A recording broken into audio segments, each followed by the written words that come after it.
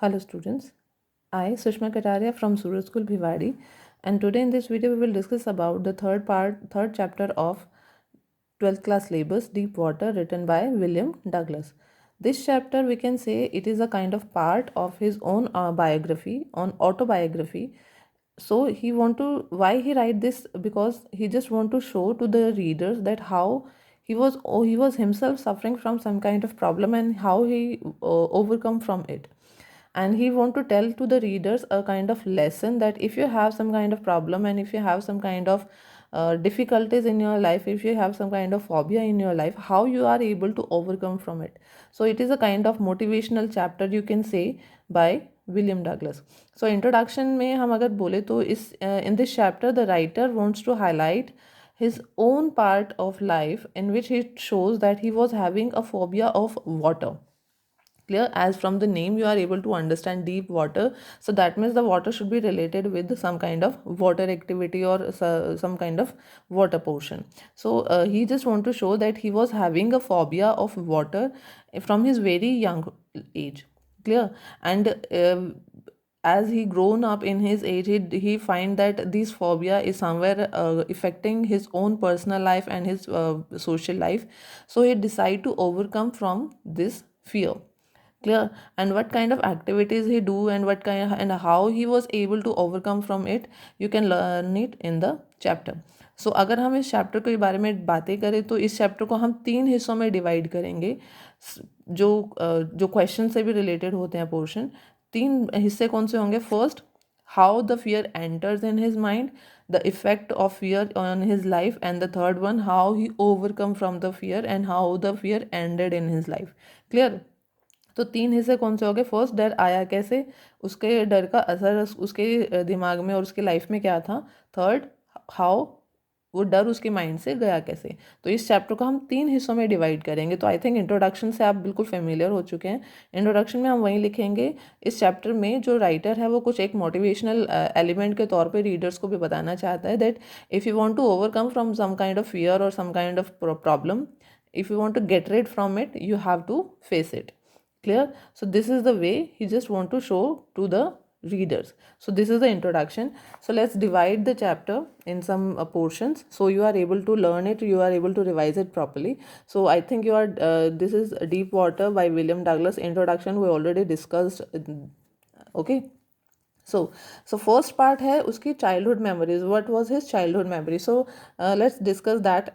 When he was अब इसी का एक पोर्शन है, when क्वेश्चन इसमें आ जाता है when the fear enters in his mind, उसके माइंड में वो डर आया कैसे। सो इसमें स्टोरी है when he was around 3 or 4 year में, एक यंग एज दिखाई गई है। Age was not exactly shows in the chapter. So क्या दिखाया, when he was very young he went for the beach holiday with his father and जैसे वो बीच पे खड़ा था, एक बहुत स्ट्रॉन्ग सी वेव आई और उसके ना पैरों से टकराई and he just fell down. ठीक है। और सडनली उस वेव ने उसके पूरी बॉडी को कवर अप कर लिया, यानी कि जो वो वेव है वो उसके हेड से स्वेप्ट आउट हो गई, स्वेप्ट ओवर और फ्रॉम हिज हेड। क्लियर? और फॉर वो 1-2 सेकेंड ही was not able to breathe. Clear? Simple सी बात है, as you know that in water this person are not able to breathe up properly. So same thing, same condition happened with him, and because of the on particular that time he realized that water also can kill. Okay, so this was the mean time when the fear first enter in his mind. एक question आएगा, discuss about the first version of fear in his mind. So this is the answer, that when he was around 2-3 years old and he was very young in his age, he went for the beach holiday with his father and suddenly a wave swept over his head and he realized that water can kill. Okay, so this is the answer. Second point है, third point आपका हो जाएगा at the age of 11।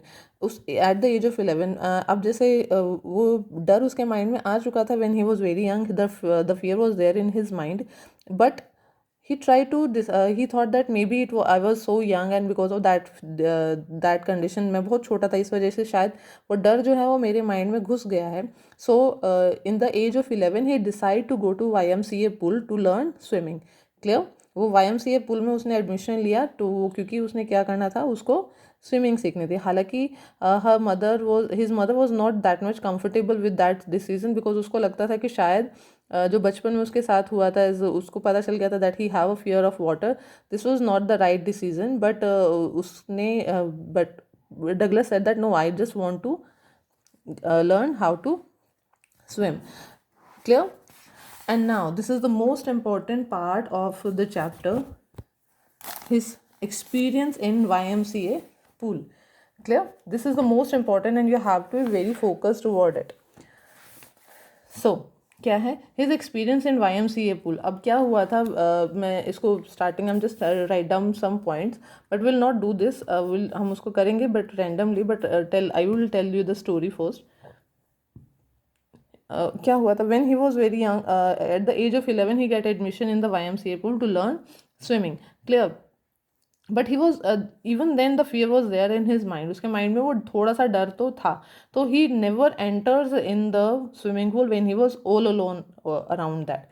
Without instructor he never enter. जब भी instructor नहीं होता था आसपास, वो पानी के अंदर एंटर नहीं करता था. So once he reach earlier, वो थोड़ा जल्दी पहुंच गया, तो उसने क्या किया, he was just set on the as of the pool. वो पूल के साइड में वो बैठ गया. एंड सडनली एक बल्की सा पर्सन, थोड़ा सा बड़ा सा लड़का, थोड़ा हेल्दी सा लड़का आया और उसने उसको कहा, hey skinning, because the Douglas was very thin, very small thin legged he have. Okay, so उसने क्या किया, उसको स्किनी कहा और उसको उठाया and he just throw him into the pool. उसने उसको पूल में फेंक दिया. एंड बिकॉज आप सोच सकते हो कि एक बल्कि सा पर्सन ने उसको उठा के जब फेंका होगा, तो with the full force he throw him. Clear? And because of that reason he just banged with the bottom on the pool.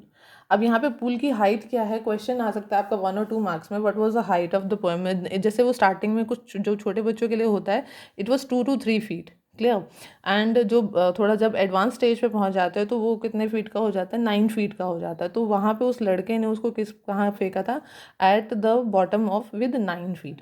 Okay, तब जब 9 फीट के साथ उसको फेंका, तो यू कैन अंडरस्टैंड जो वो एक तो फियर, जो उस टाइम पे ही वॉज नॉट, वो डरा नहीं, क्योंकि उसको थोड़ा बहुत स्विमिंग उस टाइम पे आता था. तो उसने क्या किया कि ओके, उसने मुझे फेंक दिया, but he decide to touch the bottom with his feet and try to jump up. उसने सोचा कि मैं जंप करूंगा with full force and I am able to come up on the surface of water. Clear? So he try to jump up, वो but he was only 11 year, वो सिर्फ 11 साल का था. And because he was not able to come up on the over the 9 feet. Okay, so उसने दो बार तीन बार उसने ट्राई किया, but he is not able to come up over the water surface.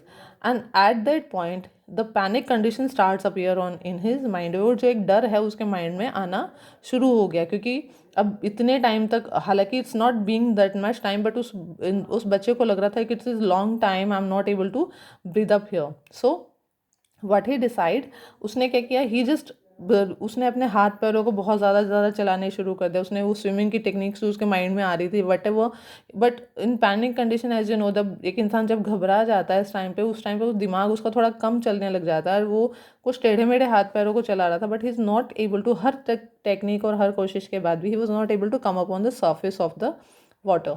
Okay, so एक time ऐसा आ गया था कि उसको ना पूरी जो येलोइश लाइट, वो हाथ पैर मारा कि वो किसी चीज़ को पकड़ के होल्ड करके, and he was able to come up. But वो जब भी वो हाथों को चला रहा था, only the water is there in his hand, और सब आंखों में वो येलोइश लाइट जो है बस उसको नज़र आ रही थी. Was not able to see anything else water. Okay, so suddenly उसको एक ऐसी कंडीशन हो गई कि वो ऐसा लगने लगा कि ही वॉज बीइंग डीजी, उसको नींद आ रही है. एंड उसको ऐसी कंडीशन हो गई कि वो जो येलोइश लाइट है वो डार्कनेस में कन्वर्ट हो रही है. Clear? And he was not able to breathe. उसने लेकिन फिर भी उसने ट्राई किया कि मैं दोबारा से बॉटम में जाऊँ and try to jump up on again. वो तीसरी बार, जब उसने तीसरी बार उसको उसी तरीके से, चौथी बार, third fourth time he revise the same activities. तो उस टाइम पे क्या हुआ कि suddenly he realize that he was now he was sleeping in his mother's lap. वो उसको ऐसा लग रहा था कि मैं अपनी मदर के लैप में सो रहा हूँ. एक dizziness kind of thing was there in his mind. एक जैसे, क्यों? Because he start fainting down, और उसने पानी बहुत सारा गल्प कर लिया था, because he was not able to breathe. तो उसने क्या किया, वो मुंह खोला and he gulp a lot of water. And at that time उसको ऐसा लगा कि दैट उसके इस बॉडी के नीचे उसको टाइल्स फील हो रही थी, और उसको ऐसा लग रहा था कि I was about to die. A kind of darkness spread around him. Clear? But as he opened As he opened his eyes, he find that the many persons were surrounded him, and his instructor tried to get away the water from his body, and his instructor saved him. उसमें से एक जो इंसान है वो कहना है कि ये बच्चा सिर्फ मरते ही just about to die, the young boy was about to die. So this is the time and this is the miss, you can say the kind of nightmare. The swimming pool, जो YMCA pool का जो पूरा portion है वो उसके साथ एक night mayor के जैसा हुआ. क्लियर. तो एक क्वेश्चन भी आ सकता है इसमें से, discuss about some misadventure happen with him. This is the most important question. So यहाँ पे दो पोर्शन मैंने आपको, यहाँ पे पहला पोर्शन हमने कवर अप कर लिया है कि उसके माइंड में डर किस तरह से बैठा. सो पहला जब वो 3 या 4 साल का था वो, एंड अब जब वो YMCA में पूल में गया था, at the time the fear enters in his mind properly. Clear. So in this video will discuss till now. In the rest of the videos we'll discuss the further poem chapter. Okay, thank you.